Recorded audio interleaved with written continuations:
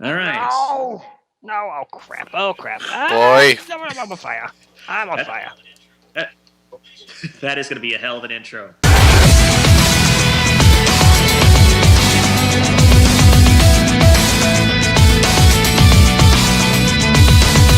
Welcome, ladies and gentlemen, to the Artistry and Games podcast. Three gamers talking about games and trying to have a good time, but apparently dying in the process.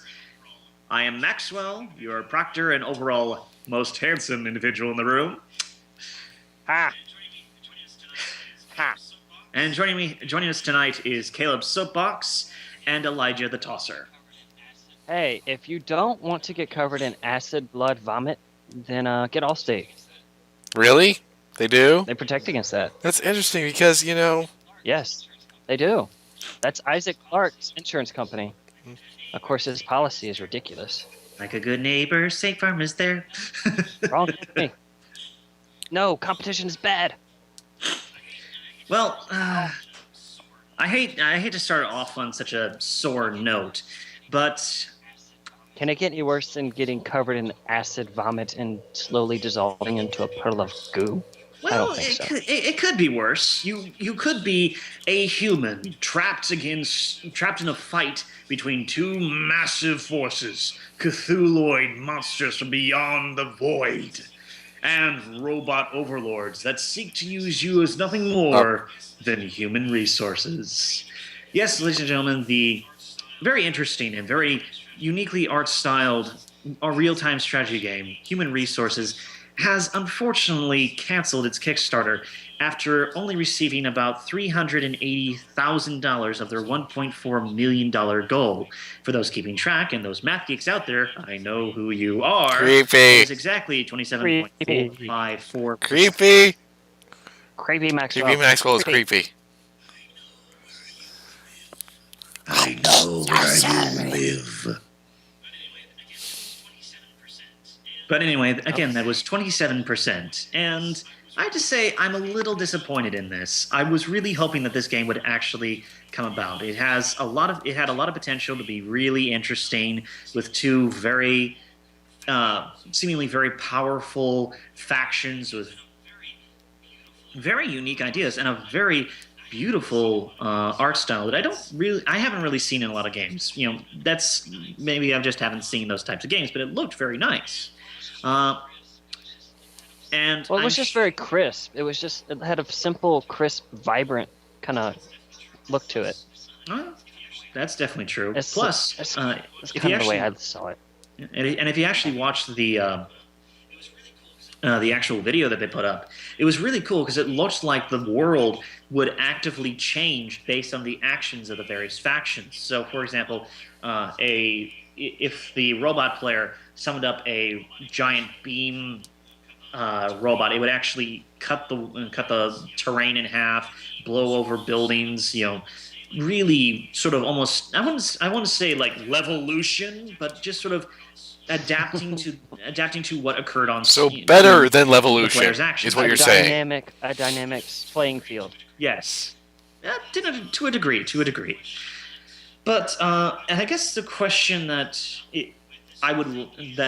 comes up with this sort of thing is, if a game like Human Resources with a unique art style and what looked like could potentially have been very well put together systems with two very unique factions, cannot get enough backing from real-time strategy individuals and fans to actually make it to market and start being developed, is real-time strategy as a concept no longer a viable genre, or at least not popular?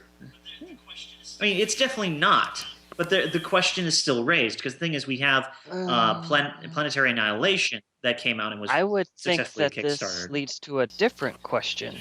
Really? Actually, because What the would that question be? developers of Planetary Annihilation are the same ones who were bringing us this game in question. And I don't know if you remember, Planetary Annihilation was kickstarted, and it raised a bunch of money because Total Annihilation was a huge hit. It's one of the best RTS games of all time. It really laid the foundation for a lot of modern ones. It was one of the first 3D ones. And I'm not trying to undermine what Westwood Studios did with Dune, because Command and Conquer was huge. But Total Annihilation did a lot of things, and people still play it actively to this day. There's 3D conversions. It's a huge deal, and people enjoy it because it's very simple. It's put together well, and it's just fun. So when word came out that there was going to be a spiritual successor of sorts, obviously people got excited. The game raised a lot of money. Then it went on Steam Early Access, and when it launched on Early It was Access, it over was 70, 60 I to think, actually, $70 around the for time it Early began. Access. Oh yeah, yeah. When it first came out, it was actually Yep. $100, and I think that was for the alpha. And it steadily dropped, and now you can actually buy it for 30. And the player reaction has been kind of maybe it hasn't been negative. It's maybe been a little mediocre to positive. So the thing is, the game just came out of early access within the last couple of months, and now we have Human Resources on Kickstarter, where the same studio is asking for $1.5 million from us to make another game. And the question that, for me, it was, okay, so you didn't make enough money off your first Kickstarter and the Steam Early Access stuff to make another game? And that kind of brings some dubious questions, but also they might just be really bad at managing money. They might just be really exorbitant spenders, because Planetary Annihilation raised a good bit, and it was on early access for a while, and it was constantly in the top sellers list. So they made money off of it. So where did that money go? And why did they suddenly need another $1.5 million to make another game? Are they telling us they don't have any money after all of that? It's kind of shady.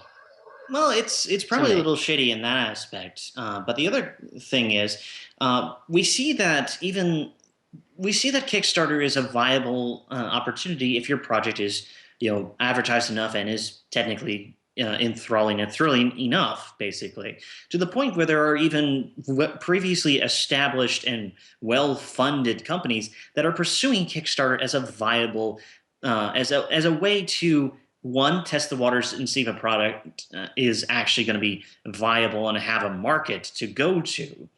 But also just on the basis of the fact is that, hey, if we kickstart it, then we don't actually have to risk risk losing money on the project. Because if it doesn't back, then we have to just give the money back, so we actually don't lose anything on it. But if we do get it, then we can use that money to actually push for the game. And meanwhile, our overall bottom line isn't actually hurt. I can see this. A great example of this is Predator Press recently put out War Machine Tactics, which was a Kickstarter project, and it was successfully backed to the nth degree.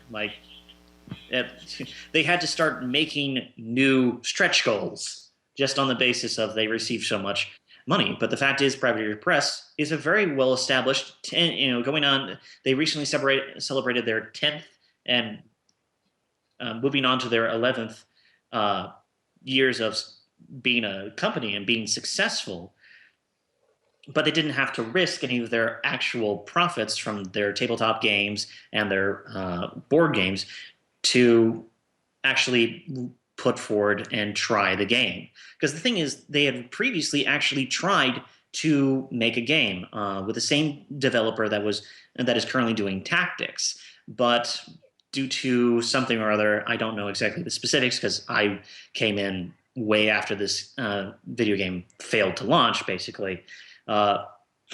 They were trying to do something, it didn't work, but now they were able to kickstart it and not risk losing the money like they probably did for the first time around. Well, I would think, if you're going with that example, I would think a better example would be Wasteland 2, which was developed by In Exile, which is led by Brian Fargo, one of the original designers of the original Wasteland. But In Exile is actually, they have games published by Bethesda and some other studios, which some of them have been hit or miss. They made The Bard's Tale, which was pretty well received, action RPG, but then they had Hunted Demon's Forge or something like that. It was co-op really shooter dungeon crawler. It was kind of it was a Gears of War in a medieval fantasy kind of setting, but it was just kind of bland. It wasn't that good. But then they kickstarted Wasteland 2, and it's a huge success. And it's a really good game, but it was I guess they just couldn't get the people interested, from Bethesda or anybody else that said, hey, we want to make Wasteland 2. People are going to buy it. Given that, Fallout's really popular now, but no one was interested, so they turned to Kickstarter, and, well, I would say that they got more than they bargained for because the game's done really well. It raised a ton of money, and it's been selling on Steam ever since, and it's really good game, too. But it also shows that InXile actually has a team that can make a good game if they have the right project at hand. Because the Bard's Tale in and of itself was a reboot of some 80s RPGs, actually, from way back then. So I think you have a point. Kickstarter is an interesting new design. Developers outreach, because like you saw Double Fine with Double Fine Adventures, they raised buku money. I think that was still the top grossing video game project, and it kind of opened the floodgates, so to speak. But Double Fine, again, is an established developer of sorts, and they've had games published by everybody, but they still turn to Kickstarter. And I guess that's when you want when you want to make a certain kind of game, and your players might be interested, then I guess you go to where the players can put their money where their mouth is. It's true. Plus, I think one of the biggest aspects of and why a lot of pre-established and why a lot of young companies pursue Kickstarter is just on the basis of you don't want to accidentally put out a product that no one wants to buy. Because the thing is, the moment you do is the moment your company dies, or at least takes such a massive hit that you start to get really worried. So Kickstarter is a great thing, not just on the fact of you can aggregate and pull money to fund a dream project, but you can also just make sure and find out if anyone actually is interested in your dream project. True. You can test the waters, so to speak, without having much risk or loss. Right. All you need to do is basically just say, here's our overall plan, here's what we have thus far, and here's a YouTube video. Gives us your money. Except, not as evil. I have Yes, a Elijah. third angle on this also. Another point that I feel Tosser. needs to be made, because as you said, Planetary Annihilation just really officially released for real. And they're already back to Kickstarter. There's another angle to this. Yep. There's a reason most developers and publishers do not release yearly games. Unless you're an incredibly well-established IP, and even then, you'll go the Assassin's Creed route of turning off your audience to some degree. You don't want to release your games so close to each other that your fans don't get a chance to want for something. I'm thinking about this, and you know what?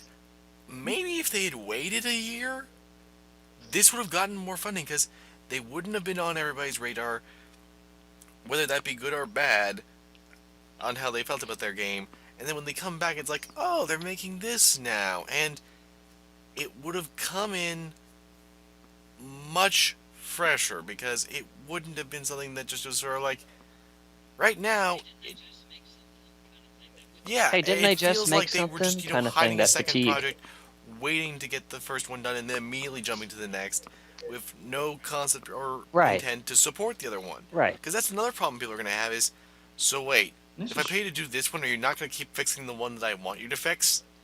There's a whole level. And that's an issue that Space DF9 recently had. It was on early access, and it just jumped from alpha 0.6 to full release because Double Fine pulled that development team to work on another project. So people are angry and a little upset that, hey, aren't you supposed to still be working on this game instead of, making another game? So I agree with that too as well. It doesn't leave a good taste in my mouth thinking about it, because they could have had the noblest of intentions. Literally. I can understand as a developer, you want to make so many games. They've probably got a dozen other ideas they'd like to make happen, but you have to restrain yourself. It's not even just a creative thing. It is, from a purely market standpoint, it was not a wise decision to try to kickstart a new game so close together. Because if you're Double Fine, you can do that because you're Double Fine. You're basically the indie child who occasionally ate paste but everybody loves. Or, depending on your perspective, the Jim Carrey of developers. They also made several different games though too. But also Double Fine, if you look at Massive Chalice as compared to Space DF9 and it was Broken Age now, but the Double Fine Adventure, they're all drastically different too. As well, yeah. So that plays a part as well. This is a real-time strategy game that's being kickstarted. That's coming out. With Planetary Annihilation, you almost create this situation where, because of the fact that they are pushing out this new project thus far, you end up almost creating a pseudo conflict of, well, I want to do this game, but I also want to back this game because this one seems really cool and I really like the art stuff. I really like some of the features in that one. So, you know what? Maybe I'll not buy Planetary Annihilation and I'll back this one in hopes that this one comes out. I mean, it's not a, that might not be Actually, a this brings big back example, something or I was maybe thinking I'm about just when you were fishing talking for about In straws. Exile working for Really? Bethesda. Because they wanted Wasteland 2 to be a thing, right? Well, Fallout was basically Oh a yeah. dodge to make another Wasteland game. A lot of similar ideas got brought over, especially in Fallout New Vegas. And Bethesda already has Fallout.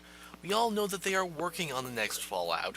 So even if Wasteland goes in a completely different direction, it's still in a post-apocalyptic RPG, and it still appeals to the Fallout fan base. So if they had released that one, they would have had to either delay Fallout 4, whatever it's going to be, longer, or they would have had competition within their own IPs. It's kind of like when EA tried to make Medal of Honor and Battlefield both be military shooters for them. I was like, that makes no sense. You're competing with yourself. You are cutting yourself off at the legs in hopes that it will somehow make more money.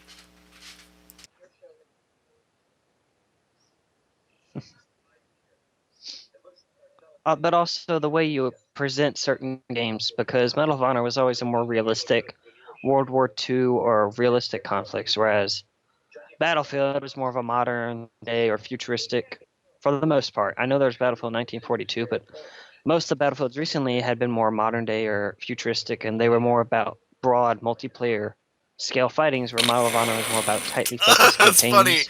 That's funny. But yeah, I agree, because no, I'm thinking about Allied Assault and Frontline, the good Medal of Honors, before the new one. Okay. I'm 'Cause thinking those I about still need to back when Medal of play. Honor was good. But like you said, they came out with a modern shooter, and now it's like, oh, well, wait, how is this different from that, So yeah, they have competition within themselves. But then again, if the thing is, though, I don't think Wasteland is that big a deal with competition, because hardcore RPG people were gonna play Wasteland anyway, and then hopefully a lot of people that play only Bethesda RPGs, I will, oh, this has a Bethesda name on it. Well, I'll play it now, because Fallout and Skyrim are broadly more approachable and more inviting for new people than Wasteland is. And even Fallout 3 is vastly more new friendly than the other Wasteland games. So seeing that Bethesda label on it would have probably brought in some more people who've never even heard of the Wasteland game to try to give something a shot, And of course, they probably would have walked away disappointed, but still, I don't know. It's a question of, should we publish this interesting game or do something, similar to what we have, and yada, yada, yada. Mhm. The pains of being a developer. Yeah, I went there on a holiday Yes, once. yada, yada, It was yada. very, It's in the very fine print. comfy. Jeez, shut up, tosser. Mm. I don't know Yeah. which yada, yada, yada you went to, but mine was like the Ishimura. It was hellish. Actually, that seems like a pretty decent segue. Going from one topic Segway! Dead to Space needs a segue. I want a segue so I can drive around the circuits and shoot Necromorphs, but I can customize it like Dead Rising. Yeah, oh yeah. that would Somebody be make that. that would be a very interesting, addition To our to one Isaac. or two listeners, if you can mod Dead Space to do that, I will love you forever and find a way to throw money at you. That'd be a very interesting I just addition love to Isaac modding in Clarke's Dead Space. overall arsenal. So many But Hey, I'd yes. buy $1. I would buy that for $1. But moving from one relatively interesting topic, and I do want to quickly apologize. I didn't actually know the company that was doing Human Resources was doing Planetary Annihilation. My bad. Moving from one hellish topic to another, it is no secret that we have had some I'm issues going as to of just late get my concerning jetpack on now. I'll be back in a bit. a Have topic. fun. Yeah, that's perfectly fine here. There's a lot of people that don't want to talk about this, but I was going to it's talk about yearly sequels. My goodness. well, we're going to talk about this one We don't instead. have to talk about It it. was your I could idea, edit out this but entire portion even if I wanted to. All right, basically, instead of just the basic thing is, hey, death threats just aren't okay. Just stop it, and hey, that's all. Let's just be nice. That's it. all right. GG, go home. So Scrubs. basically, what we're just asking people to do is, and you know who this applies to. Let's operate by the simple rule of this. It's a rule that my 3-year-old niece can abide by. Don't be a Dude, dick. right. The dude abides. All They right, get seriously, less these annoying little later on. They dog practically things all are but really stop annoying. appearing for a while. Then you get starting sworn Oh, by that things would that will be really constantly helpful grapple because you and are human-sized. are they like the little kids, the kids from Dead They Space weren't 2? nearly as bad. Those The were pretty dogs aggravating. just keep spawning. Those That's were their all in your problem is, face. especially when you're out in space. They do. Like I just found a room where 5 of them are, and you don't always see them, and they're just They're just so so annoying because they're just so annoying. Ah. They are. They're annoying because they're tiny, and it's really hard to see them because the only time you can really see them, unless you are actively watching for them, is when they shoot at you. When Boy, their little I'm tentacles come starting up to and they're question telegraphed. if you know how to play Hey, Dead Space properly. First, you're telling me that you're using the javelin gun. Now you're telling me I that you have can't played keep Dead track Space. of these things. javelin gun is amazing. All right, all right, all right. Before The this javelin before gun this is descends into awesome. nothing but how to strategically play Dead Space 3, Elijah, you have been playing a relatively I've been old. playing You've a been game. playing a game, I thought this was a and podcast. Life is a game. I've been playing life older is- games. you have been playing an and, older a game, more Endless. recent one that I'm reviewing right now. Mhm. You can't climb ladders. Which one do you want to actually start with? Because you actually brought up a few topics for us to talk about. So I'm pick your going. choice. Do you want to do I'm topic gonna 3 or go topic with 4 first? first Endless Legend. For a while now, I've had to Hmm. play You can through just- for wow. review. I've gotten to do it a little bit here and there, but a lot of other reviews have been getting in the way of me playing it for long stretches of time. So I've finally, the past 2 days, really sat down and gone through a crap ton of turns. Just Because you have. oh It's yeah, one of those oh games yeah. you do I'm have to just invest some time into it. I'm over 6 hours in. I'm still learning things, and that's not that Scratching. surprising because this is a 4X Scratching the strategy game. surface. The last time I've gotten to really get into a 4X strategy game, its name was Civilization 3, which I still remember everything from that because it just made such orderly, logical sense. It was downright mathematical, and it was incredibly satisfying. Here, I honestly want to compare Endless Legend to Dwarf Fortress. I felt like I was a Stark in Winterfell. I started as the Vultures, which are basically, imagine the Space Marines from Warhammer 40k. Now imagine that they crash landed on a planet and had to go underground and all but forgot about all their technology and history. So they have Marines, but now they've retrofitted their rifles to be crossbows. They still wear their helmets, but the visors are broken off, so they just use them as, regular helmets like a knight would. And there's this constant bit of technology. There's even this secondary story, apparently, with each faction as you progress along the quests. This secondary story plays out from another character. And the Vulture's case, it's a robot. It's a medical droid. He's synthetic, so you know that he's not necessarily alive, but he's basically human otherwise. And I started off. I made it easier for myself in some respects, but for the most part, I tried to stick to normal settings. It was just sort of like, okay, I don't want to get bum rushed, but otherwise, I want to experience this the way you intended it. So, I set it to last 600 turns for the game. I did all these settings and stuff like that, and I'm just now starting to pull my civilization out of the shithole. I mean it. We got so many ways fucked. I tried to fight a nearby minor faction, who I supposedly outnumbered. I had no army afterwards for easily over I'd say around 50 turns before I had my first army unit back. I mean, I still had my hero, who I could scout around. That's a long time. Yeah, That's a long yeah, time. and the thing is, at God. first I was hating it because I felt so disadvantaged, but like Dwarf Fortress, it eventually gets to the point where it's almost endearing. I had an emotional response to it like The Walking Dead. It's incredibly draining when it's hard like that when you're just starting out to really get where you want to go and you have no idea what you're doing. But then it takes on a mix of Telltale's The Walking Dead where it's draining but somehow actually more enjoyable because of all the emotions you're feeling, combined with that sense of discovery of Minecraft. I'm sorry, Well, what? you become more invested in your civilization. You become invested Exactly, in and your that's little it. I don't civilization. want You to want them fight to people. succeed. I'm finally developing an army because I am done taking the shit of all these Oh, stupid rowing armies that keep coming by. I mean, these aren't even for parts of factions. These are just assholes who apparently decided that they want to go rough some people up.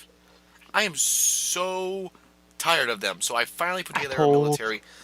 You can actually get minor factions on your side if you do a quest for them, bribe them, or conquer them.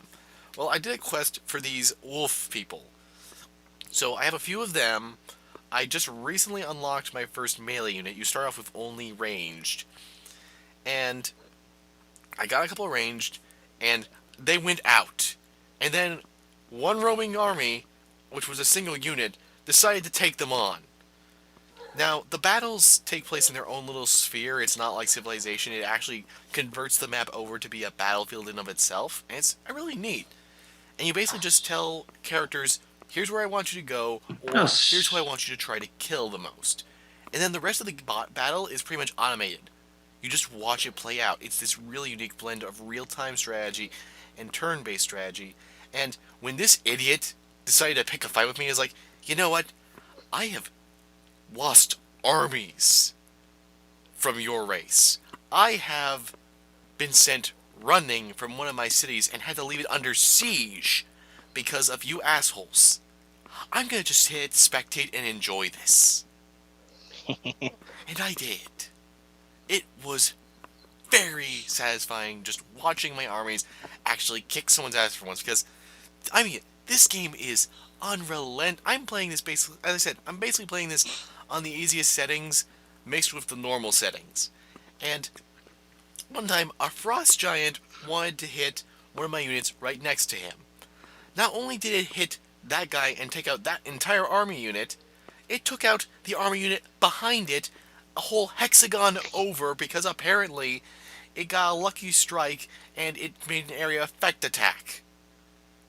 This is life in Endless Legend. It will beat your teeth in like Dark Souls, but it will also be just as satisfying. Oh, and did I also mention that the one neutral faction that I've tried to be pleasant with that I'm next to, excuse me, tried to stab me in the back and murder my only army unit at that time. But we retreated and hauled ass and got out of the way. I'm still pleasant with him, but if at any point I see a chance where I can actually kick his ass, I'm going to save the game in advance, and I'm going to see if I can rub him off my part of the continent. Because, oh my gosh, So what yeah, you're saying, I know it's the people say best about Game of Crusader Thrones Kings game 2 and everything, that's not but called Game of nah, Thrones. for me, this is Game of freaking Thrones. I am Winterfell right now. Crusader Kings 2 is Yeah, just, it's more fitting because it's, I don't know, it's interesting. But yeah, I think what you bring up an interesting point with all the treachery and the combat and, oh great, now we have the flood here. And it's just interesting. But like you said, you get invested. It's not just Civilization where you're like, oh, just, oh, I'm playing as Gandhi. You kind of get your own personal touch and personal, damn it, And they're the your quests, the civilization, you quests, want them to they succeed. really do work. I always was skeptical, highly skeptical, Yeah. when people would tell me, oh, well, like with the King Arthur games, how they combine turn-based strategy, moral decisions, quests, and real-time combat. I was like, that sounds neat, but I do not think that is the game for me. And I was kind of worried whether or not that would happen the same case with Endless Legend. And I do know I'm not going to have all the jargon down right. I know that I'm not a genre expert, and I'm going to mention that in the review, but I can still hardly say, even if you don't usually play turn-based strategy games, you should consider this one. I'm not done playing it yet, but every step further I go, it just gets better. I just survived a winter by first stocking up on gold because you have to pay for every single unit while it's active and your heroes. As your heroes level up, yeah, they gain new abilities. They also cost more money because every hero's a mercenary basically. So you constantly have to pay them more as they get Hmm. better. But you can also assign them as governors for your cities to give them buffs. Or you can send them to your armies to give them buffs and be a hero unit. And I knew winter was coming because it Hmm. runs on basically a 3-month year system. And every month's about 40 days, i.e., 40 turns. And I could see winter was coming. Pun not intended. So I basically got everyone on producing stuff. I took everyone off of food, and because you get workers, they spawn automatically in each city, and I was like, no, nobody worry about food right now. Just put into everything else. And then once winter hit, everyone's on food. Everyone. And I was threatened. The game actually warned me that, uh, this city's going to starve. By getting everyone on food, they didn't. The city remained active. I kept my quarries and everything attached to it. They made it through fine. Not a single death.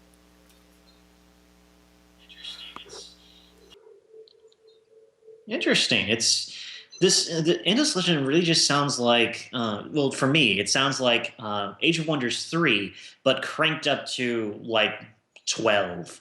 Because the thing is in Age of Wonders you can choose a faction and you choose a class for your major leader and the thing is the major problem that I have with Age of Wonders 3 is I still don't know how the systems work in a lot of the game. I know how the combat works and it's a turn-based strategy game that once you actually go and attack something, it can go into turn-based. It goes into army versus army turn-based strategy. It's really fun. I recommend it. The thing is, though, you also have to pay for your units. You have to build society, and you have to upgrade your cities. So it sounds similar to this, but just Endless Legend seems to take that to from what you were telling us to the Yeah, next and the thing step. And I is, have to you say, can set your I'm victories intrigued. or remove any chance of victory, just like in Civilization. I actually removed two of the more gamey victories. Get a high enough score, or you know, there are two that are redundant. There's elimination, which is kill off everything, and there's victory, which means beat everything. Kind of the same difference, to be honest. But I'm guessing that victory means that you can actually ally with people. But there are a number of ones where you can get an economic victory, Yeah. or my particular one that I'm aiming for, because the vaulters are very tech oriented. Seriously, even my main hero right now, her main governor buff is that for every single person that's in a city, there's 3 more science units output. So as a result, since she's in my capital, I get like plus 25 science every turn. And I really do love just how flexible and malleable it all is, and yet the information is Hmm. readily available. The one thing I actually do have to complain about all this, though, Okay. This is they need to work on their tutorial. I actually broke it. I did something before I was supposed to, and it couldn't go further, so from that point onward, I've had to learn everything by ah. ear. This is Bad starting. sponsor. This is starting to sound a lot like Age of Wonders 3 because it does the same thing where you have a number of resources. You have your mana, you have your gold, your population, and your research points that you use to research different abilities for your main hero and extra bonuses that help your overall civilization. So Actually, you know it what? got That me, it actually colored makes me me think of something intrigued. else So that's both really interesting, but also going to be kind of nerve wracking for some people. Um, You know how in most turn-based strategy games, it's advised that you continually build new stuff? Well, Endless Legend goes beyond that. Yeah. It produces you produce a certain resource for every single thing to be made, and then you have to add that up until you actually reach the cost of each item or building or unit. But if you don't assign anything, it doesn't store any of that. If you don't assign every city to be doing something constantly, it will throw away all of that. You have to constantly be assigning research. You have to be constantly Dang, assigning it's buildings brutal. or something. It does not matter if you are literally just making another military unit for the sake of having a military unit. Although it actually limits how many you can make per city unless you send them out into armies. And then there are army brackets that you're limited to, and the same also goes for how many secondary little nations that you can bring in under yourself. You have to unlock them via research trees.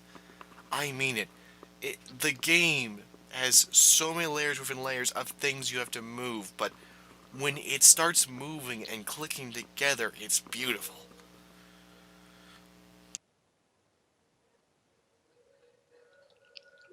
I'm being chased by Well, that's a torsos transition with if ever I tentacles heard growing out one. of them. Yeah, you can't make that stuff up, folks. True story. Hmm. True stuff is the weirdest. And there's a train. Yeah. And disappearing bodies because, woo, this is the 64. But the So, old games? yes, transition over to I. Sure, we'll do old games and then we'll move on to absurdism. Is that correct? Were there old games where you Actually, got I would be chased by surprised. I torsos with wouldn't be tentacles growing surprised. out of them? Not that I can remember Yeah, I'm from thinking. though. I think Silent Hill went more for the subtle or just flat out Yeah. bizarre. Whereas, oh look, it's a torso. Day of the Tentacle! I can remember. Technically, they didn't really can't feel have my legs, torso. but they kind of did with their bottom parts. But it's not How do you tentacles know that growing that's out not of where the they bottom came from? torso of somebody's corpse and try because it doesn't look like it at all, and it's You Ron can Gilbert put a and hamster Tim Moving Schafer. and on. make it explode in a home appliance. Yes, you can because Gremlins. So, Oh Elijah, look, an air duct. I wonder what's going to happen.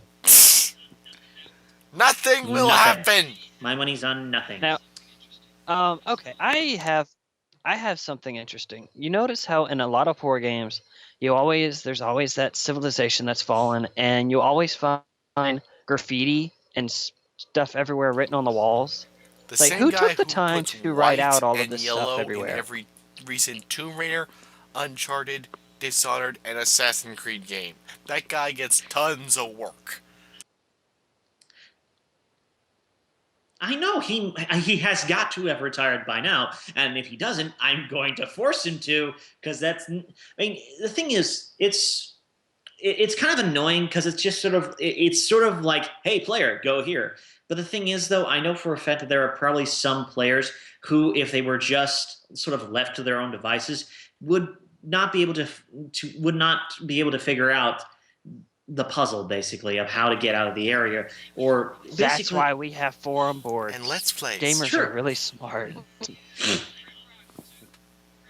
yeah I know, but Grimrock 2 in old games, the way that some of these people played these old games and beat them without any kind of online help or hint system, because not everyone could afford to call Sierra's helpline. Gamers are really industrious, and they're smarter than people give them credit for, especially designers a lot of times. So I find it really insulting when Assassin's Creed is like, oh, you need to find your target in this place full of guards. Wow, I wonder if the guards are hostile. Let me turn on my God vision. Oh yeah, the guards are What I hostile. particularly Imagine love is that. how It's just I kind of, remember doing it's really kind of insulting. E3 demo or Gamescom demo. I forget which one it was. Naughty Dog's, I think it was Amy Henning, explicitly pointed out that they had decided to make more level elements colored yellow that you needed to interact with that this was a big design decision for them, that they had figured out that the color yellow was a great way to direct the player where they wanted them to go. Just paint everything you press X at yellow. See, and it gets Ah, annoying, especially in Uncharted 2. It was aggravating. And it's it, not a stylistic choice like Mirror's Edge, where it kind of was cool. You're And it guiding the was a player, but the reward same for way you're doing doing it is well. something It was a interesting, reward to and doing well, so it's that you kind could of fits with speed the run world. faster. Right. right. And the thing is, you don't need to have all these sort of, you need to go here. You can do subtle things like Oh, you can't. You can't be subtle. It's not like Dark Souls was successful for being subtle and vague and obtuse. What are you talking about? just put a light at the end of the hallway that you want your player to head down and have it swing. Have it cause motion and draw the player's curiosity just on the basis of, hey, that looks interesting. I guess I'll head over that way. Just subtle little things can lead a player. You don't need to say, you can interact with this, and you can interact with this, and you can interact Whereas with in a Naughty Dog this. game, it would just be you can interact with this when we tell you to. It's more of, okay, you can only interact with this, and oh, you want to You interact with that? They died! slap your hand away. Bad player, bad player. Or oh, you want to interact with that, but your jump's gonna somehow magically make you come over here and survive. Hmm. It's like in Spec Ops: The Line. There comes a point where you're walking with your team through the city, and you see two people tied up under a bridge, hanging there, tied up, and a voice tells you, okay, so here's what happened. The guy on the left is a thief. He stole some water from the soldiers on the right. However, that soldier on the right then went and killed the thief's family as recompense for the thief stealing water. Okay, now you have to decide who deserves to die. Well, if you're like a lot of people, you say, well, and you think about the lesser of two evils. When I played it, though, I said, well, you know what? I said, screw this, screw you. So I tried to shoot the snipers that were watching me. And guess what happened? The game reacted to it, and then all the snipers tried to kill me. Now, the guys that were hanging there both died, but the game reacted, and there were some subtle, the game wasn't just A or B. There were C and D in there, and it wasn't explicitly told. So when I did that, it felt more rewarding. It felt like I'd made a meaningful choice, more as with Mass Effect's flagship Paragon and Renegade. You make a choice, and it doesn't always feel meaningful when you do something that feels more nuanced and it's more human element involved. Whereas, my Renegade points need to be elevated. I'm going to go Renegade and punch this guy in the face, Hmm. Well, I think there's definitely a lot that we can delve into, and this is definitely a discussion that we can further delve into on another and just spend No! episode upon No! episode upon. Uh, Now! I have the power to do it now. all right, Wait, we can do it now if you want. I'm playing Space Tetris? I don't I understand. know exactly Oh. what puzzle Some you're of the doing, puzzles and in you Dead cannot be Space 3 are telling me kind you're of having a strange. problem These with that, boy. menus. Oh my goodness. No, I just started up and I'm just looking at it going, huh? Because it just started. I It's want just to offer to interesting. help you on PS3, but I'm half terrified too. No, I know what I'm doing. It's just very. It's not that I don't know what to do. It's just very bizarre because all these things are very different. Because like the hacking minigame, it used to be just hacking, but then they have these other minigames now, and they just I don't know. It's kind of like a. Was it game trailers? I watched some people talking about Alien Isolation, and there's a lot of mini games that you do for the hacking and stuff. And Elijah, you can talk about this more than me because I haven't played the game. But a lot of them said it didn't feel like you're an engineer. It felt still like a game. It didn't I'm feel like going to things be an engineer in the upfront here future and would say, do. I don't think anything in most of the Aliens franchise is stuff of what we'd be doing in the future because it's science fiction from 1979. I know the particular fellows you're mentioning, and they made a couple of comments that I really don't agree with, having played Isolation. But I thought the minigames were fine. I really thought they were fine. A few of them were stupidly easy. Like there's one where you just literally, you basically move back and forth until the numbers on top match the numbers on bottom, and it feels incredibly stupid. But I'm thinking some of the stuff you'd have to do in this kind of setting would be tedious and stupid. And interfaces might be really quirky and weird. To be honest, I didn't really have any much issue with them. And I didn't have much issues with the ones in Dead Space 3 either. In fact, Okay. Dead Space 3 might be one of the few cases where I can think of there are were a few one-off minigames that actually worked fairly well within the setting and context that they were made in. A few were really stupid, but a few were Okay. well placed. Okay. Cause I just remember from Yeah. Dead Space 2, the main one was the hacking one where you had to Apparently, rotate until some the people light, didn't and like now it. That's why there's they also just made several. that hacking Just, suit available. it's interesting if you how had they have played more. Dead Space Ignition. Oh, Yeah, apparently not as many people liked that's it. why. Okay. We're gonna bypass this really small portion of the game because it's annoying to some people. Well, why didn't BioShock developers include that for the But Bioshock hacking 2 did minigame in change the there? hacking minigame. Because that was just. In BioShock 2, yeah, but in BioShock 1, there should have been a way that you could You have could buy done money. some You sort of could pay workaround money. because that got really old. Really old. That was the alternate minigame. Find more money. No, no, Put no, it in. no. Yeah. Go scavenge in more trash cans. Booker, And eat here. Why? everything. Of course, because what wouldn't you do in a ruined dystopia society? Yeah. Here's a pack of cigarettes and some money I found. Take it mid-battle. We're getting shot at. Well, in an effort to make a bit of a segue, we seem to be Why? having a, there. That's There. right. I like trying to make a segue. Now, Segue. now I'm It's actually say- seeing you writing Oh, around I have a with bench. segue Let me in see my if I head for can some make a reason. segue. Just strap a Well, I had a javelin. bench. Strap a javelin gun to the little turny bit for the segue. Okay, that needs to be in Get Out of Hell. Yes. That needs to be in Get Out of I gotta Hell. say it. Please. God. Elijah, I have the scavenger bot now, and I like it. Oh, the I scavenger have a part's partner. incredibly cute. YouTube the That isn't personality useless. module. You don't want to spend the money on it, but it is kind of cute what they have in there. I'm really disappointed they made that be DLC, but it is cute to listen to Ow. once. It's cute. Cute in a very sarcastic kind It's of way. cute. It's like if So- R2D2 could Ow. actually talk. What he would really say. Interesting. Seems like a Someone's bad read the idea. Star Wars comic. Could be interesting. Hmm. Could be interesting because R2D2 would have so much interesting things to say, right? Beep. Right? You know, it's also Jar Jar Binks had a lot of interesting things to say, The didn't he? Binks. We'll not talk about the Binks. Well, I'm going to Why? segue over here with Binksy. my javelin, and let's talk about old Mr. games. No Likey And segue. to explain why I'm bringing this topic up, I've recently, a very gracious friend of mine, logged in with me on my PC and let me download some of the stuff that I actually had that was part of his good old games collection, so I could actually play them again, like Evil Genius. That was a childhood game. Do not Oh, start yes. making assumptions. I know you're already thinking about it, Internet. And Stronghold Crusader, and just some really good old games. Pun once again not intended. That I remember playing a long time ago, and I've also been playing some Ha, more ha. recent old ones. Like I just got Peace Walker HD for PSN.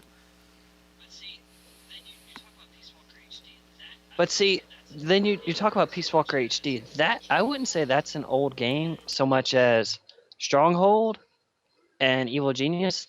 That is an old game because Peace Walker it's still relatively It's recent more than- in the grand scheme of things. When you say old, I'm thinking 10, 15 years Anything plus. that's 5 years Games from older my childhood. than where we are right now, I probably did not get a chance to play because I did not have the PC nor console to play it. So for me, You're preaching to you the know, choir. seriously, like Resistance is old to me. Resistance Fall of Man is old to me. Metal Gear Solid 4 is old for me. Whereas in my instance, older games are usually all the games that I just couldn't play because I didn't have the right console. So, for example, Yeah. I have never actually played Final Fantasy VII. I've wanted to, but I just haven't gotten around to it, and I didn't have the console that I needed to You're not have the only one, buddy. when it came out. Uh, Another game I've been wanting to play. This one is actually one that I have. This was really annoying though. There was a game that came out for the original PlayStation called The Legend of the Dragoon, and my friend had it for PlayStation, and I wanted to play it, but I had a PS2. So he let me borrow it, and we thought, oh yeah, sure, I'll totally be able to play it, and I've got a memory card, so it'll work too. No. Turns out you needed a PlayStation 1 memory card, which is, when you actually think about it, doy. So the only thing I could only ever get through, like the first 2 zones in a day, just on the basis of that's all I could play before I either had to go do homework or something like that. So I either had to leave my console on all night.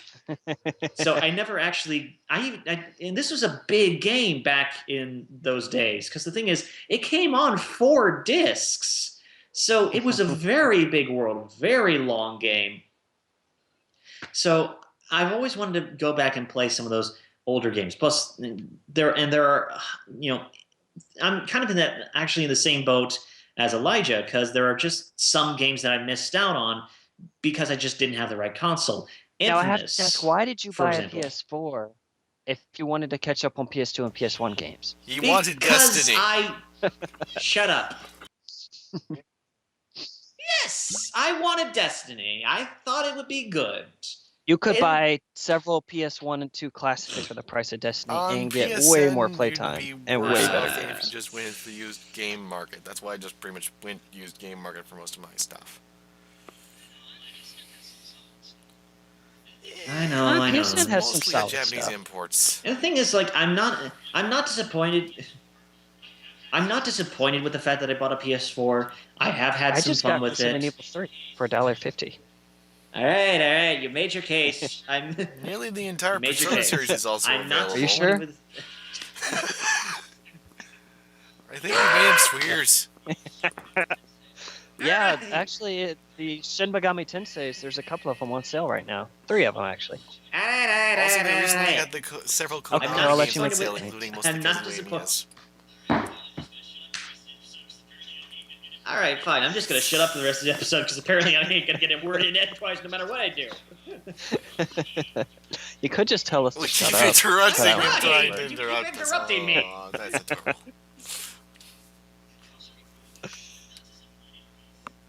Tosser, be quiet. I'm not disappointed with the fact that I bought a PS4 because I am looking. I'm hoping I'm banking on a long-term investment at this point, and I would be. I'm not gonna lie. I was hoping that Destiny would be a little bit bigger and a little bit better than it's. Actually a lot better than our actual offering. But what can I say? It's not everything that I was hoping it to be. But I've already, this is the bucket that I've decided to, bail out my boat with. So You got I'm the going to- prettiest. I'm going to have to bucket. stick with it. And It's like a thumbnail. Well, now that you bring it up, are there any games coming out in the near future that do look like they might be more interesting and that you are looking to get? let me do some quick research, and I will tell you. Not all That- of Really? us are Bloodborne? jumping Doesn't over spring to mind castles Bloodborne? to get it. Oh yeah. Well, Bloodborne could be an option. I'm not a particularly, I'm not that much into zombies, which what it looks like, or at least Yeah, it really- some it's dark portion It's a of it. with Victorian era shotguns. setting, so there's other stuff too. Yeah, that zombies are not my big thing, so it depends on exactly how much of it is going to be related to zombies. I can deal with any other monster. It's just the zombies. Just no thanks. I will say this: I'm hoping that the Order 1886, I believe it is. I'm hoping that is going to be pretty good because It looks like they're trying to do something really unique instead of Wait, a very what are they cool doing that looking looks new IP. So I need to hear what is it about this game that looks different because I'm serious. You're the first person I've heard that has said this. All I've ever seen was Gears of War with Resistance 3's gun mechanics. well, it's from what I haven't done a lot of research on it. I'm picking this game just on the basis of, oh, it looks like your Monster Hunters in sort of 1886 London with werewolves and steampunk infused guns. So, and the very just thinking about that concept sounds like a lot of fun, and I'm hoping for it. Again, I'm very Please don't optimistic pre-order this one. with I'm just saying games. now. Things could go very wrong. I ain't gonna be. I'm just gonna follow the trend. If He there's said he's actually, optimistic, not stupid. Destiny. yes, there has actually. Does not change So my did you. point. Shut up. Yes, it does. I didn't buy Destiny. I can call you a wanker. Stupid tosser. Uh, Okay. I'll come back to you. I'll come back and fully answer that in just a few moments. But Elijah, you go ahead. Go ahead and continue with Okay. old games if you want to. They're fun. Or have you said your and piece? It's really nice actually rediscovering some stuff from my childhood because as an adult, I am so much better at playing them. I know a lot of people are like, man, I was so much better at playing as a kid, but no. Halo 2 was practically a brand new experience playing it now to when I played it when I first did as a 15-year-old, because I basically expected Halo Combat Evolved, but with more levels. And then it's like, this is a completely different feeling thing, and when I was a kid, I didn't like it that much, to be honest. Now I'm playing it, it's like, oh my gosh, this is fantastic! And I'm still waiting for a sequel on PC! It's so good. But, and then I started playing Evil Genius, and all these things that never made sense to me as a kid suddenly do.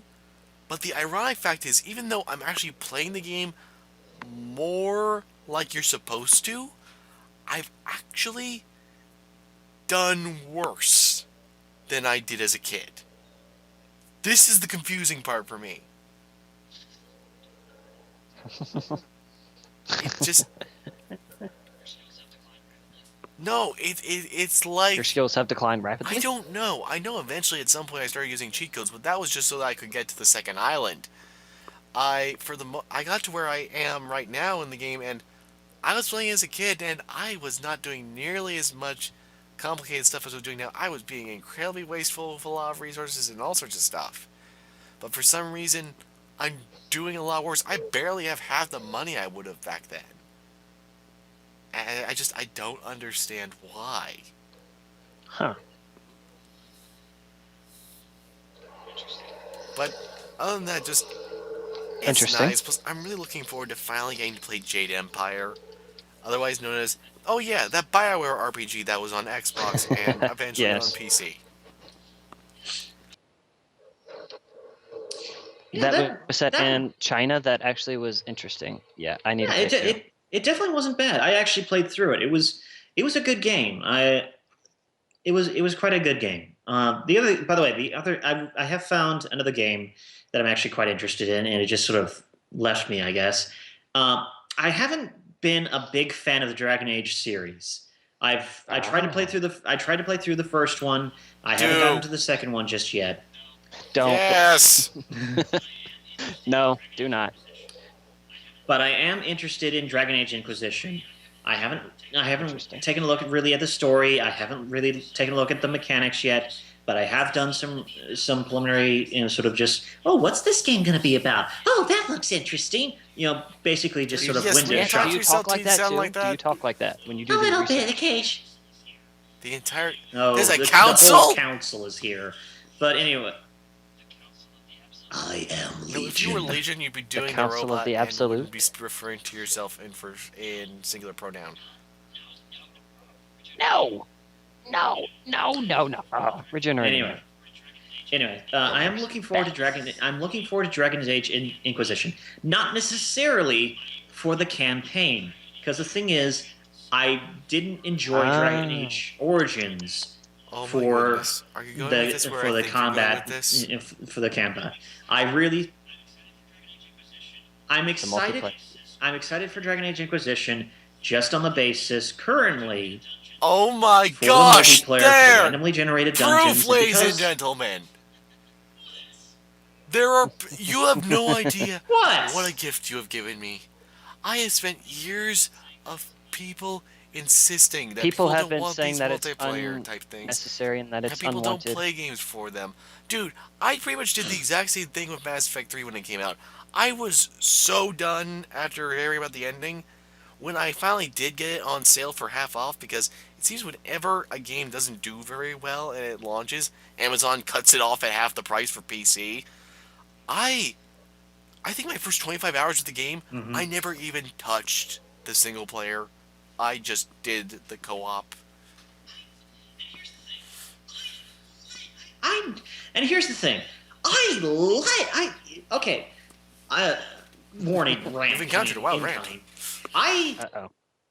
I I love. I have been a big fan Logic of is the effective. Mass. I've been a big fan of the Mass Effect series since Mass Effect One. I have. I'm not exactly like super fanboy to the point where I've memorized the codex and everything, but I loved a majority of Mass Effect 3 up until basically Earth, because I felt gypped really hard. But here's the thing, up until the point that I actually sold my Xbox 360, I had a friend, and we still play together on PlayStation 4, but we would regularly dive into playing the Mass Effect 3 multiplayer years after the game had released, and we would still find the community, we'd still find people to play with, and we'd still have a blast. Granted, we eventually got tired of it just on the fact that, oh, okay, so we're delivering this, we're doing this objective, hold this line. We found the places that you can basically camp up and not worry too much. At the same time, though, the fact that we stuck with it for that as long as we did, even after they really just said, "Okay, we're not doing any more expansion," we still played it for like a year and plus afterwards, just because of the fact that we had so much fun and it was such tight, good controls. Provided that occasionally you would try to slide in and revive a teammate, and you would be I love suddenly you slammed up against a all. wall. It wasn't a perfect control scheme, but it was fun, and I enjoyed it a lot. I still think that Mass Effect 3 is the weakest of the offerings for that series currently. But I did like the multiplayer, and I'm hopeful that if Dragon Age Inquisition's multiplayer is basically that, but with swords, And knives, and randomized magic. dungeons, don't forget Well, that. have gonna be you a happy heard man. about BioWare's? Have you heard about BioWare's other new game? It's going to be an episodic dungeon crawling, Yeah, we're basically single one player pla- focused experience. Yeah, It's kind of like D&D. yeah, just like one player. There's a multiplayer aspect where one player plays the dungeon master, and four other players Yep. run through it in multiplayer or something like that. I can't remember the name right now, but now that you're talking Oh. about that, sounds like a lot of people, that's Oh. something that I would think would be very interesting. Yeah, you're looking at the individual who, as soon as that game comes out, I'm going to be playing it, and I will fight and kill people to be the dungeon master, because I'm a regular. I've played Dungeons and Dragons since my senior year in college, and Nerd! I have enjoyed it so much, and I just being able to send waves of minions against party members and slowly watch as their hopes and dreams of slowly and eventually making it to the dungeon's head Christian, wither and die. That is Christian! my calling, and I shall grind your bones. I can What? take the toothpick to your bubble, but I do actually have to warn you about some of the things, because I actually have been paying close attention to that one. I Oh know that you no! like your Don't ruin bubble. my. What you need I to like know my and not bubble. waste Don't money hurt that you it. shouldn't. Destiny, man. If you had known about Destiny, wouldn't you want me to warn you about Destiny?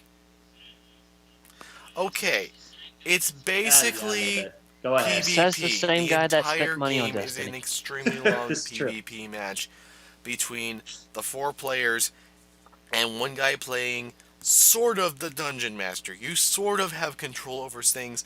You sort of can possess minions. You sort of have powers. You can turn yourself into a mimic of one of them and attack them, I think. It's it's really actually kind of underwhelming because they're trying to make it be a competitive thing instead of just letting the dungeon master have fun. It's a lot more about just Yeah. Elijah, can you no, remember the it's something name like of the bloody game while Shadowlands we're or talking something about like it? that. But Yeah, I'll include it's a link something in like the that. Yeah, description. I can't remember either. Well, the thing is, the Edmonton crew, which is the Edmonton is a little town up in Canada that Bioware has a studio. The Edmonton two are still working on it, so who knows what might This is actually from what I come out understand of it. the But I'm current hopeful. alpha, at Again, least from I what play the. written previews have been made of from experiencing it. They haven't said it's bad. Inexplicably, despite the fact this is set in modern times, almost no one uses ranged weapons for some reason.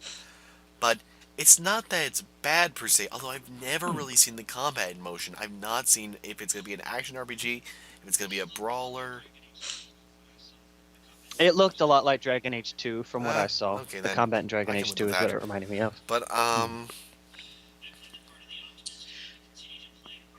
I play the part of the optimist, and I will continue to play the part of the optimist. Because the thing is, if I become a pessimist, and if I just look at games as just this one's gonna suck next, then then why the heck am I trying to get into the industry at all? You And know, and why are you enjoying games? Games are about fun and joy and imagination and wonder.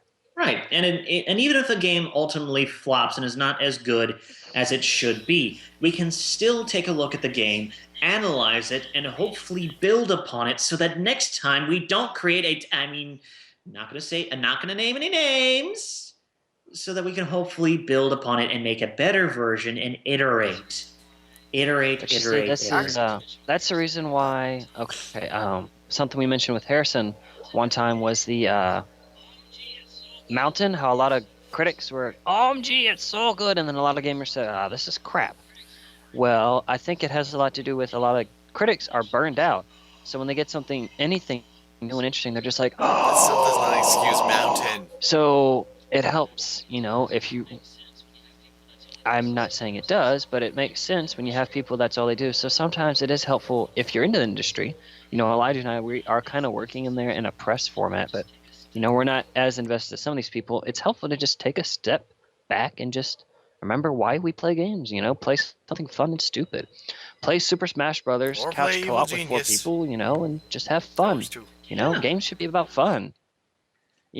Games are, as much as I love mature storylines, as much as I love Spec Ops and Game To the Moon and The Walking Dead, sometimes I just want to blow shit up and play with friends.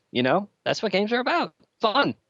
Yeah. And I'm not saying they're not used as a medium to address serious topics, because they can be in a way better than film and novels can, because you put the player in that situation. Yeah, and you But, force them to it's- actually live through the experience. Exactly. But, sometimes you just want to have fun, Right. It's not all grit and grime and dreary and raw.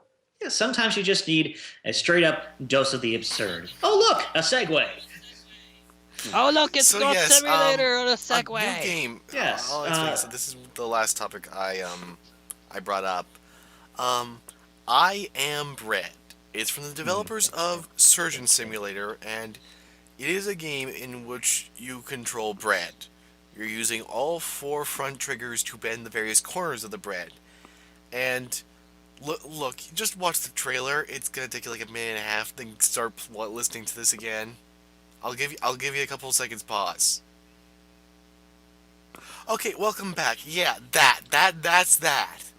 I'm not interested. This is a game. Yeah, yeah, that's an interesting game, and the sort of thing that we were all just sort of trying to wrap our heads around is what's up with the sudden rise in the absurd. because we originally, we started this sort of discussion with, there was Surgeon Simulator that was a little bit absurd, but still had the major goal of you're a surgeon and you have this job to do. Then we have the thing called Goat Simulator, which basically catapulted it and was a major catalyst to all these other just super absurd games coming out. And then we have, the further example of this is I Am Bread. And yeah, these are just designed to be super fun games, don't necessarily have a plot, don't necessarily have a challenge, or even, as Total Biscuit would say, a end state or win state. But they're still games. They're crazy fun games. Thoughts? I would say I Am Bread needs to have a theme song by the Arrogant Worms, who did I Am Cow, and I will buy it just for that reason. I want to know that I can do more dance M. moves Cow. because gyrating back and forth towards things, that's one thing, but I want to do more, and I want there to be an unlockable disco bonus level. Exactly. So something from Ratchet and Clank where we can make enemies dance. Give me the Groovatron and have all the other slices of bread dance in unison to whatever I do. I still want I Am Bread song by the Arrogant Worms. Have any of you heard the I Am Cow by Arrogant Worms? I am cow. I eat grass. No? Nobody? Oh, okay, I will have to link you. But it's so simple and it's so stupid, but it's so awesome. So yeah, I Am Bread is a thing now. But I am happy that it's I Am Bread and not Bread Simulator because, yeah.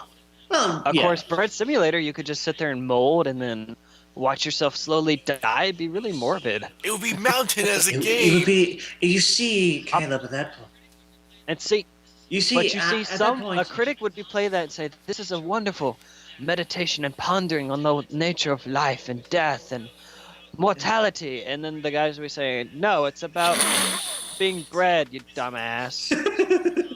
It's sort of. I remember this wonderful comic. It's just a Venn diagram. The blue circle on the left is the sky was blue. What the author meant, and it was a professor's interpretation of the sky is blue. Oh, he's talking about how this and that, and how life is nothing more than a fleeting chance. Then how libertarianism is the perfect form of government, and healthcare. And then there was another circle, with another sort of overthinking it too much sort of analogy. Then in the very middle is like what the author actually meant. The sky was freaking blue. There was a South Park episode about it where they're reading Catcher in the Rye, and Catcher in the Rye is a banned book. It's always been really controversial, and the kids are reading it and they say, "What the hell? This is banned? We say worse language than this. TV has worse content than this book. What the hell is everyone's problem?" And then the kids say, "Well, you know what? We're going to make our own banned book." So they make a book, and it turns out to be the most disgusting, revolting book ever made. People barf while reading it because it is South Park. It's grotesque. But they go into the bookstore, and they hear all these people, and one person says, "Oh, well, oh, you didn't like the book? Well, you must be pro-life." And then someone else says, "No, it's obviously pro-abortion." And then all these people start arguing, "Oh, no, it's about libertarianism. And no, it's about being a liberal. No, it's about being a conservative." And the kids who wrote it said, "Guys, it's a book. There is no hidden meaning to this. This is just being stupid and gross." And people are still arguing about it. And, people are always just going to look for something. And I guess it's just we want to feel important and smart, so we look for things that aren't always there. We look for something to identify with or to help us understand something else in life. Oh, yeah, but sometimes it's just not there, and then sometimes you just force it. Well, and this is a problem I have with, all right, Movie Bob, he's called the game overthinker, and he overthinks things, but sometimes you just watch his videos, and I have my other issues with him, but sometimes I'm just watching, I'm like, it's just, how do you go from here, and you're going really in-depth, it's like he's trying to create all these things out of nothing, and it's not like there's a logical progression sometimes, like, oh, that's really interesting, some unintentional symbolism in movies. That stuff, that's really cool. But sometimes he just seems to go down the rabbit hole for the sake of going down the rabbit hole. And it's like, no, that's just why? Do we always to find a meaning? Can we just watch Dumb and Dumber without trying to overanalyze why they're being stupid? Can we just enjoy the movie and the games for what they are without always trying to find a hidden meaning? And, some people just can't do that. They have to identify with it in some I'm way, not even talking though there about might not everyone be is something necessarily there trying to identify with. with. I just was saying as an example. I think just Movie Bob wants to talk about something and he tries to find a valid enough subject matter to talk about that he can attribute it to it. That's pretty much how he goes about it. Yeah. The point of the matter is, though, I would still side on the side. Movie Bob actually did a whole thing on this about 3 weeks ago. Yeah. Why I know. overthinking is sometimes necessary and sometimes not. If we fail to delve into, if we fail to try to analyze, we have basically everything in moderation. That's the But whole the thing point is, of the that thing. whole episode was just And the thing him is, justifying why he does some of the things he does. And sometimes it just doesn't. There's no justification. It's just, hey, I have a show. I get paid to do this. I'm going to do whatever I want. I'm going to hear myself talk. Which you're on the internet, and we can't complain because we go there to watch it. But still, it's like, if you could at least try to look at something from a new, interesting angle, whereas trying to create points where there's not something there. I don't know. Right, everything in moderation. If you just play it up just for the sake of playing it up, then you're not doing anyone any help. But if there is actually something there, and you do try to actually look at it and try to explore what makes things work, why does this work? Why does it not work? What is this theme? Why did the writer and author pursue this specific matter? Right. Then you lead to something that is actually worthwhile. If you It's look kind of like at if you the look at a dissection of ball, American Pie. right? Well, no, the American Pie, the song, people are still talking about it. And in a lot of interviews, people ask him what's the meaning, and he said, when I wrote this song, Don McLean, he said, I put symbols and imagery in there for a reason. And if I have to explain it, then that ruins the whole point of using the symbols and the metaphors and the imagery that I wrote it. It's you make what you want of it. Mm-hmm. And that's the beauty of it. It's interpreted to many things, but that's the joy of symbols.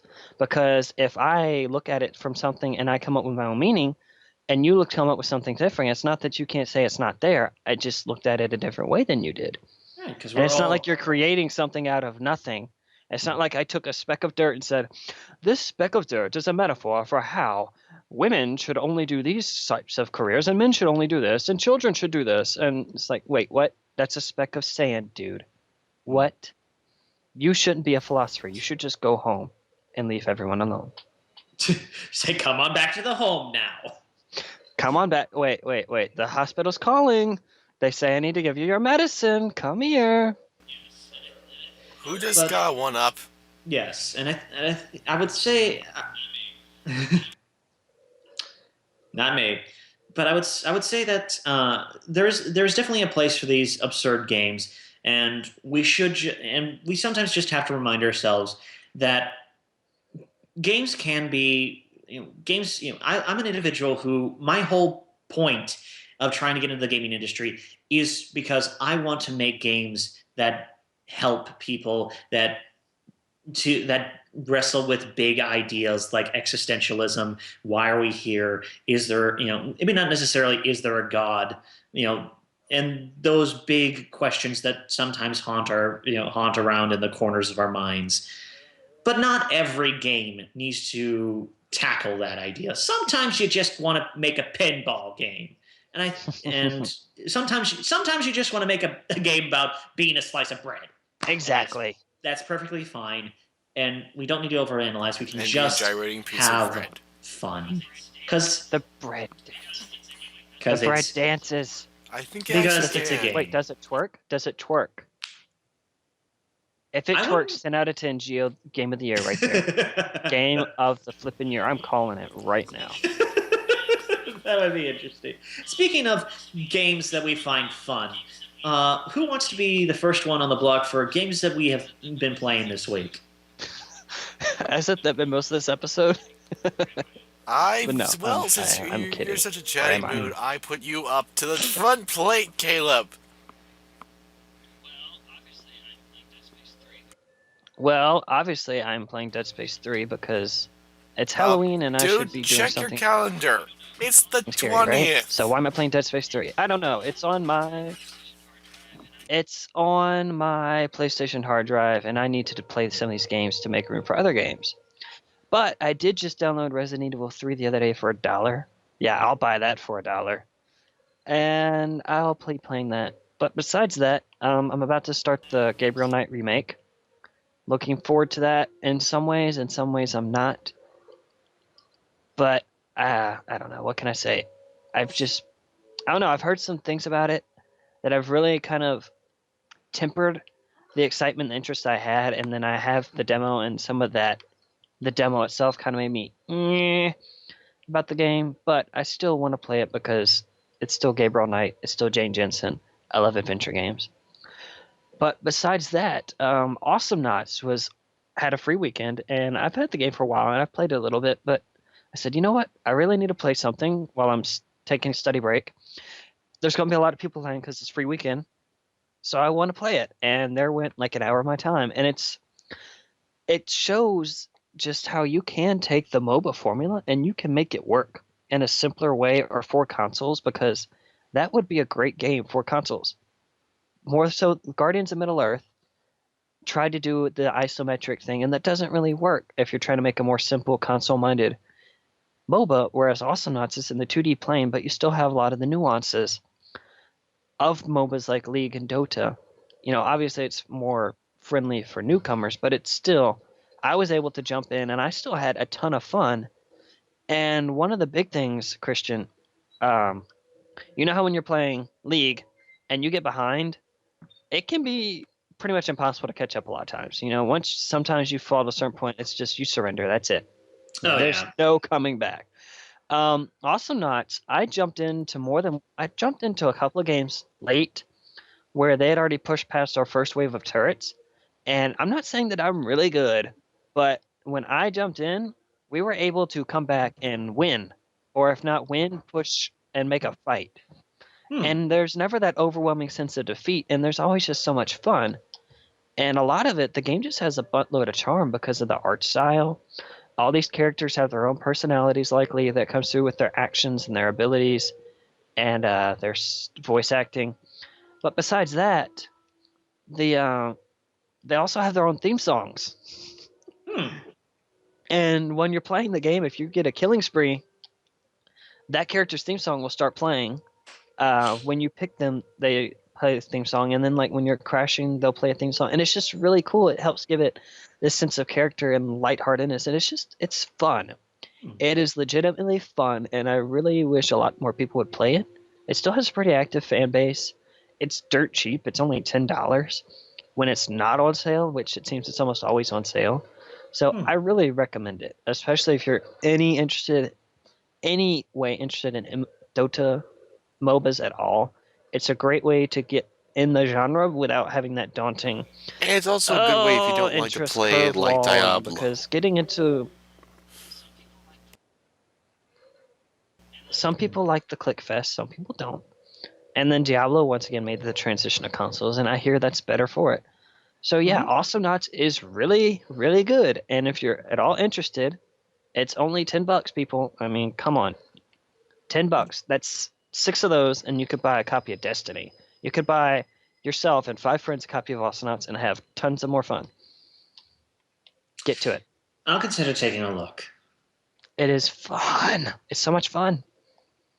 You can play as a chameleon and a frog. And there's this weird like brain thingy that uses robots to do its bidding. And you have your own theme song. Come on, you have your own theme song. It's an 80s cartoon show in a game. How could you not love that? I'll say this: if there's one thing I think League could do is help. I don't want to say like the idea of the theme music is a cute, quirky little idea.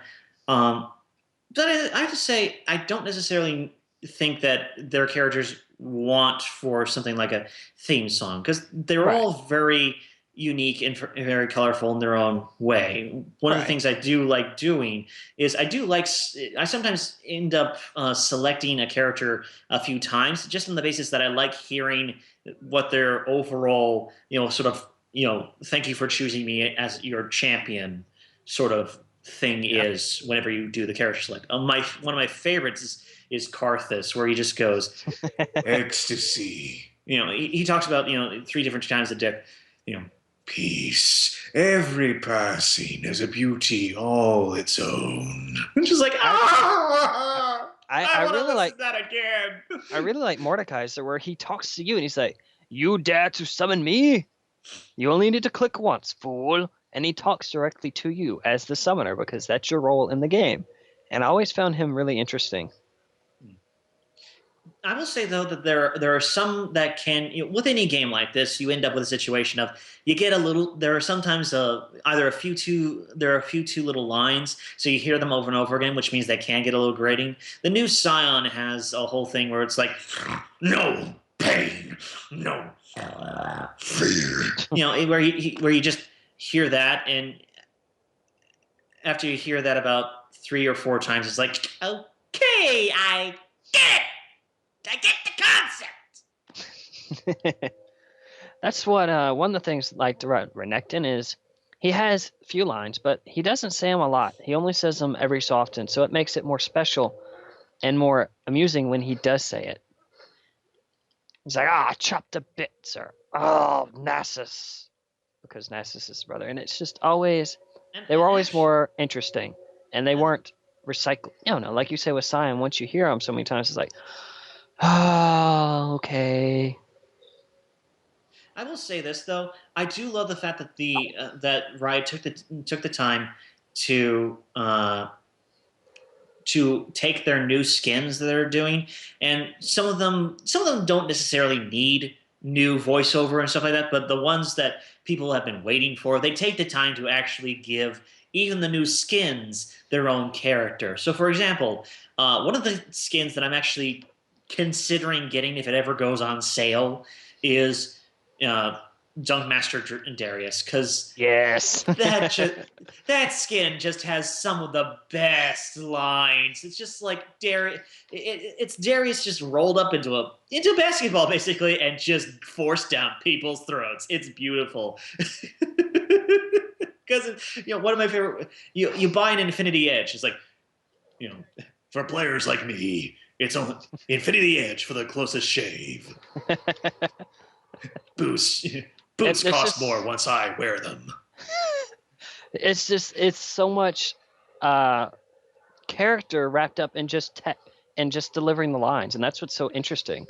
They managed to deliver all this character just by saying a few words of dialogue, and it's so much more than what some developers, Naughty Dog, can do with entire games. Yeah. Plus, the thing is, like, you further characterize these characters based on their interactions with other champions. For those who don't know, if you taunt and you're one particular character, and in their lore they have an issue with Rengar and Kha'Zix. Yeah, and they have an issue with another champion on the other team, they will actually have a particular taunt. So, for example, Dunkmaster Darius actually has a wide range of different taunts for various people. If you're fighting an enemy Zillion and you decide to taunt, you'll go, rewind that Zillion, I want to see that again. And then just if you're fighting enemy Sonya, I think the line is something like that. Hey Sonya, I know you can't talk. I heard you can't talk, but I know you can't play. Yeah, that's I'm the type of player that you need. Playmaker, spine breaker. So good. But anyway, since I'm already talking and I've already scared away a majority of our audience, I guess I'll just go ahead and finish up. The game that I've been playing this week is Diablo 3 Reaper of Souls Ultimate Edition for PlayStation 4. And I've been playing it with a solid group of 2 friends. And I have to say I like the changes. I have never been... I played Diablo 3, the original edition, a lot on Xbox 360, and I enjoyed it. I liked leveling up. But the thing is, I never got a character above 40 because it just took so long to level them up. Like I had a barbarian, a wizard, a demon hunter. I had all these characters at level 40, but I just didn't want to play them any beyond that because it was just like, it's all right. Well, if I'm going to sit down and play, it's going to be it's going to be 3 hours before I get another level up, and otherwise it's going to be me spinning around doing the real world thing. But with Reaper of Souls, I have been playing with basically there have been three of us. I started a brand new game with a brand new Crusader, which, by the way, that class is really interesting. I'm already 68. Wow. I'm already 68. I am almost actually 69 because I'm halfway through 68. And if I play a match and my friends are online after we finish up here, I will probably hit 70 tonight and start doing Paragon levels, which I definitely think is a good idea. It helped to lengthen out the game, plus the redoings of the loot system, the fact that you actually start to get things for your class. You can still get things for other classes, but the fact is you get them a lot less. You get things that actually matter to your class, such as, oh look, this item gives me +5 wrath, or this item increases the damage of my heaven's light or whatever, or my falling sword. And these little things help to make your character feel like they're growing, even if it's just swapping out gear that is of relatively equivalent stats. And honestly, it's a really fun game, and I can see myself playing multiple characters in this just on the basis of, okay, cool, I can actually invest my time in a character, I can play a character for maybe 2-3 days, get them up to a certain level, and then actually be able to explore the runes and find out a build that I like, instead of just, well, this has been working for me for the past 10 levels, I guess I'll keep using it. Yeah. That just burnout that comes with some RPGs, action RPGs. And I've been really having a lot of fun with it, and I'm really liking the different zones you can go to, and the basically the game not really new game plus, but basically their adventure mode. It's good. It's solid. The only thing I would say is that you really have to be a guy who likes doing loot grinding but that's just Diablo 3 in general. If you're looking for like an end of story, if you're basically looking for Skyrim here or something akin to that, which is not a great example, forgive me, it's late, then you're not going to be happy Fallout. with this. We're not going to be happy with it. But if you like just hanging out with friends, play and having a challenge and beating things up with colorful numbers over their heads. The loot.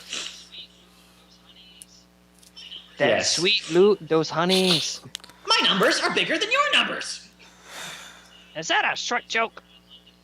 No, that was a Sword Art Online Abridged reference.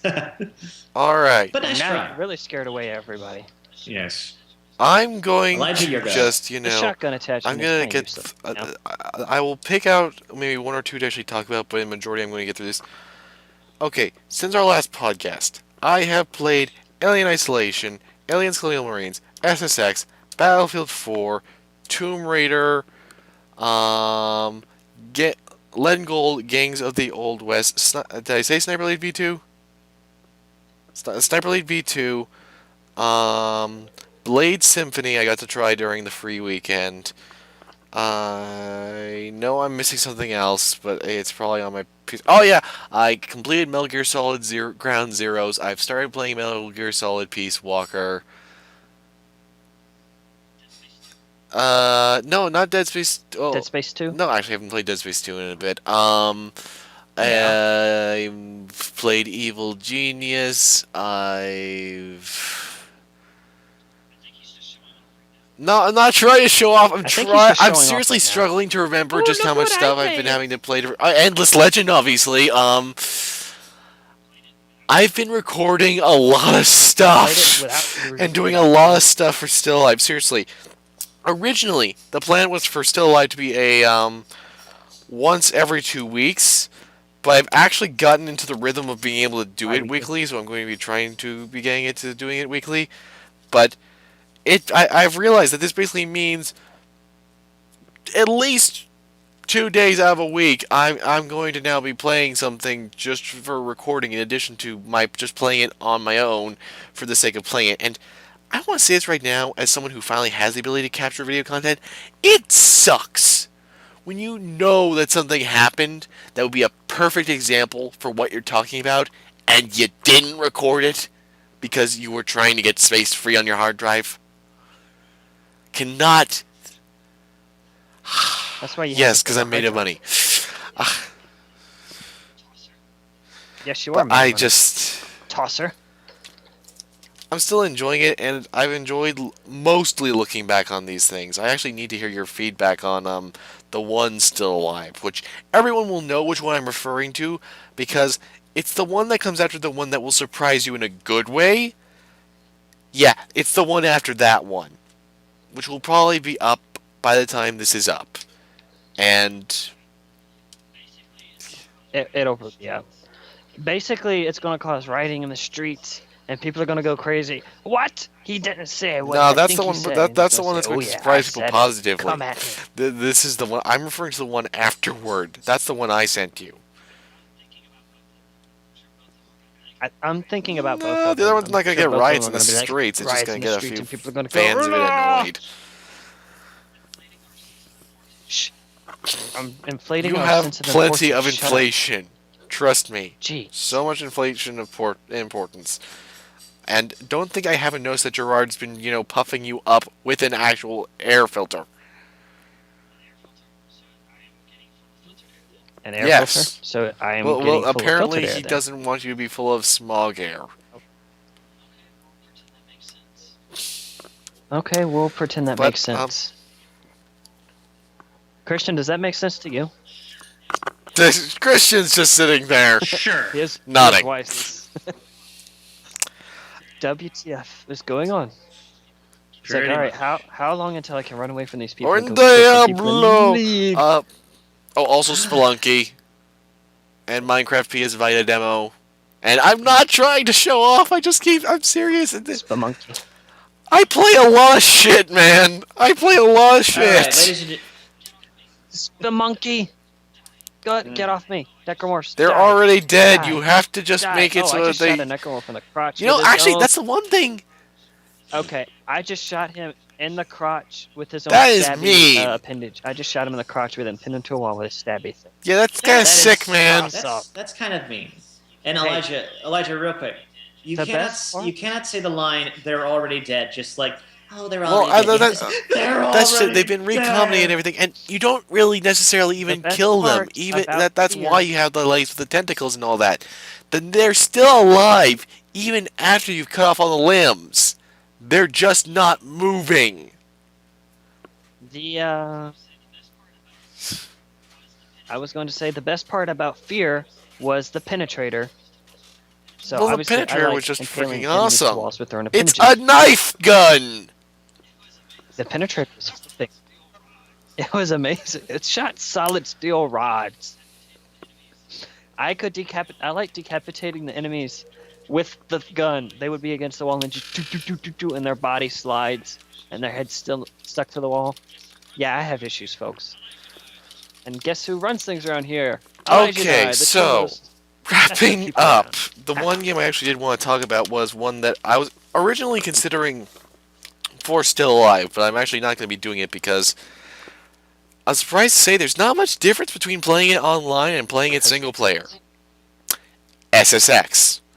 This is one I got on my own. I was really curious about it because I liked the demo. I am not a sports game guy. I really am not. I've never been much for sports. Yeah, that's just You're it. not much for sports in general. My grandfather imparted upon me an appreciation for I'm the kind of guy NASCAR when, and when we baseball. talk and That's I somehow about mention it. football. Wait, of all the sports you like, Yes. NASCAR and baseball, two of the most boring things around. I also Okay. find Civ 3 enthralling Okay. for hours and Star Wars Rebellion even more enthralling. Well, that's because Civ 3 is enthralling. Depends on who you ask. But I tried it out, and it's neat, but I can't help but feel like it actually is one of those games where it's better to button mash your way, even if you're using the right stick control like I am, than it is to actually plan your things out. I know that there's some people who do, but I remember seeing a video online where someone didn't even control the game, they just let their player ride down, and they still got a tricky score. It's kind of hard to not succeed at this game, except for in its deadly descents, because then it loves to give you limited lives and surprise you by, oh, you thought that was something that you could jump over? No, that's a giant gap where you can die. So I'm kind of divided on it. Joke's on you. There's no point in reviewing it or anything because it's from 2012, but it's curious, and it has one of the, honestly the funniest box blurbs. The It emphasizes just how little everyone gave a crap about it. The only quote they have on it is one of our most wanted games of the year from Games Radar. That's all they've got. Oh, and X Play Best of E3 because cancel TV shows.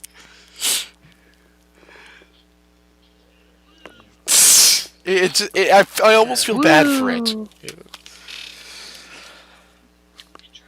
Yeah, and pretty much everything else I've been playing has been good, other than maybe Tomb Raider, because I'm doing that for Still Alive, and there are some good ideas in it. I really do sincerely believe that, but I think you don't mean Tomb Raider. You mean no, I'm talking about Uncharted in Space, right? Of the Dead Tomb Raider. Oh, I want to play that actually. It really sounds like it, but it really isn't. Okay, electricity. It really isn't. Trust me. People insisted that my original review of it was so out of base when I was a blogger that I went through it again. It got a better score. It got a 6. But I remember liking the multiplayer, so I wanted to do it for Still Alive, and it'll probably... But see, that's just funny how people get upset with a blogger, someone that's just writing about the game because, you know, they want to write, get upset about what they think about the game. It's like, are we really Dude, I was told to die in a grease fire because I didn't like Uncharted 2. I know. Someone went to my profile and told me that. It's just mind-blowing why we get so upset. It's just mind-blowing how we get so upset by that. It's like, look, if you like the game, then like it. You know, it's just like movies. You don't tell people to go die because they liked a movie you didn't. I've never had that happen before. You know, people just need to understand that. It goes back to that whole idea of just don't be a dick. We're all different people, and we're gonna all have different values. No, you all have to think the same as me. I am the best. I am the best. And if you live your life just you're the best being angry about the fact that other people don't like everything that you like, nothing's gonna ever keep you down. The only thing you'll ever be is just angry. Just let people enjoy what they enjoy, and they will let you enjoy what you enjoy. Share why you like it, but don't threaten them. Because the thing is, the only thing a threat's going to do is push them off even more. But if you actually approach them and say, "Oh, so you don't like this thing? All right, allow me to, okay, I respect the fact that you don't like it, but allow me to say that I like it for these reasons," and then maybe explain in maybe 5 minutes, 10 minutes at max, 15 if they're your good friend. 3 hours if it's just that good. 3 hours if you're us, basically. I mean, come on. If you don't like Little we are the people who write comments that are longer than the blog posts that they are commented on. This is true. This is very, very true. But just be open. Don't just be closed-minded. Don't let other people in, basically, and just. Be nice to people. Don't be a dick. That's basically if what have we learned this week, folks? Don't be a dick. We need to have a closing theme song. Kids, what did we learn today? Don't be a dick. That's right. Don't be a dick. And don't And touch not anybody's touching is ear. half the I'll battle. fight you. I feel, Okay. I feel like we need a Sonic Says. Knowledge is. Oh yeah, Sonic says. Kids, if you don't want Isaac Clarke to die a horrible, bloody, grotesque death, don't be a dick. That's Oh, wait. no good. Wrong incentive. Wait, who's Tails? Why Okay, do so I have Isaac to be Clarke is Tails? No, we're. Because Sonic says. And with that, ladies and gentlemen, thank Oh, you for yeah. joining us for this wonderful podcast. I know we went See. a little long today, but That's we a were segue. having so much fun. Thank you, and good night. That's a segue. This is myself, Maxwell, Wait, what the hell? Caleb's Soapbox, and Elijah I'm the Doster. Burn, you fool, burn! You deserve it. Good night, folks. folks.